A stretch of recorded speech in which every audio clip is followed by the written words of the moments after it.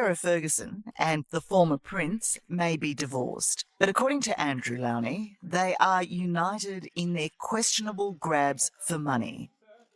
Fergie's simpering emails asking Epstein for a loan and vowing she was on the sex offenders team exposes the depth of the royal couple's indebtedness to Ferguson's money troubles are nothing new, but even by royal standards, her story is astonishing. From 515 talent teddy bears and 50 suitcases of shopping to feasts fit for a king, and even a failed Bitcoin mining scheme in the Nevada desert.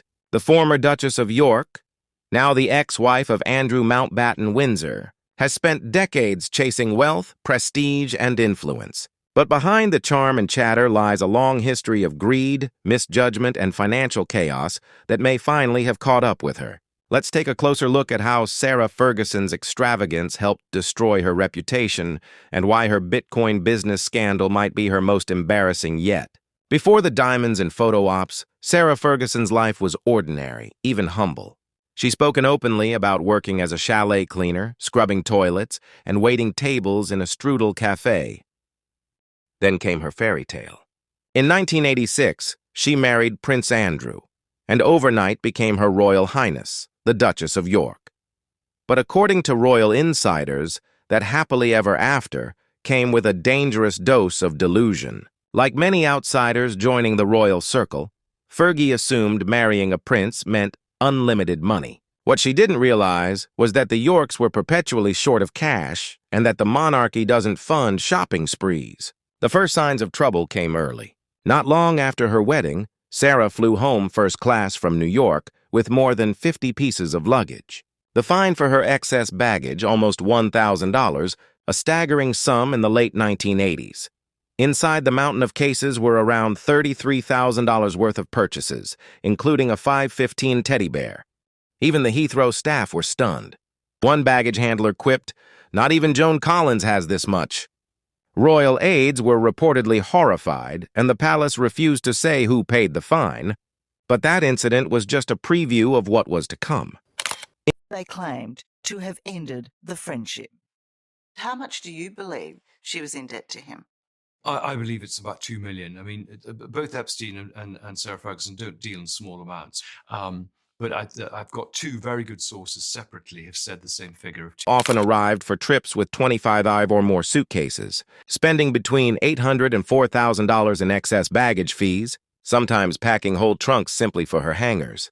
Behind palace walls, staff described her as extravagant to the extreme. One former employee claimed it was greed and wastefulness that contributed to her downfall. Every night she demanded a whole side of beef, a leg of lamb, and a chicken laid out like a medieval banquet. Her annual spending hit $860,000, including $150,000 on gifts, $50,000 on flowers, and $50,000 on entertaining. She surrounded herself with luxury personal trainers, hairdressers, and Pilates instructors who waited for hours and charged hundreds per session. While she slept late into the afternoon, royal commentator Jenny Bond summed it up. She had a hopeless grasp of money combined with a desire for more and more of it. By the early 1990s, Sarah's debts had spiraled out of control. She reportedly owed $4 million to Coutts Bank, one of Britain's most elite financial institutions. When her marriage collapsed in 1996, her finances went with it. Yet, even after the divorce, she refused to downsize. Instead, she leaned on Andrew emotionally and financially long after their relationship had ended. Tina Brown described their dynamic as a destructive mutual reliance. He bailed her out when she was in trouble and she backed him up when scandal struck. But those old arrangements couldn't last forever. When King Charles stripped Andrew of his titles and ordered the pair to vacate Royal Lodge, the royal safety net vanished, and Sarah's lavish lifestyle began to crumble. Just when it seemed Sarah might finally learn restraint, she dove headfirst into yet another questionable venture.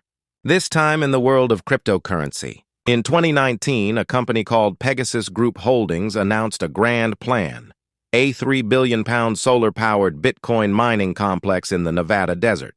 They called it the Hive. And who did they hire as their brand ambassador? Sarah Ferguson.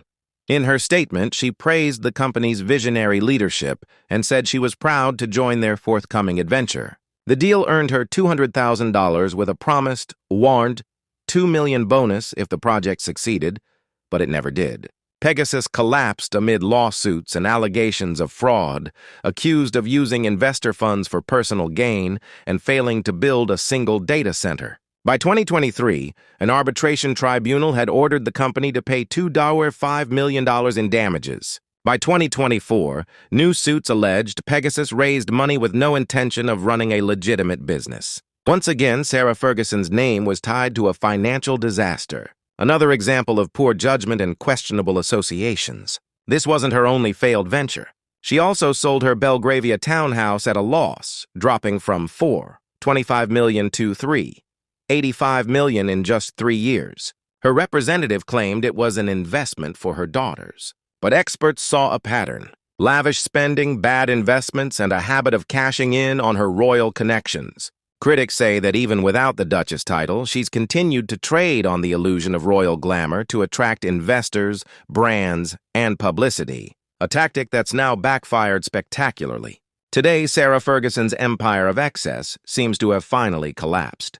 The woman who once demanded medieval banquets now faces the consequences of a lifetime of financial recklessness. She's lost her royal home, her income streams have dried up, and her reputation is once again under scrutiny. As one royal insider put it, she was a crushing spendthrift married to a cheapskate who had far less money than she thought, and she never recovered from that reality. For decades, Sarah Ferguson has been her own worst enemy. Whenever it seemed like she might redeem herself, she'd find a way to stumble right back into chaos. Take her string of strange commercial ventures, diet plans, self-help books, and even a line of teas and candles. At one point, she was promoting a product that claimed to energize your soul. Another time, she was hawking weight loss programs while admitting in interviews that she never actually stuck to them.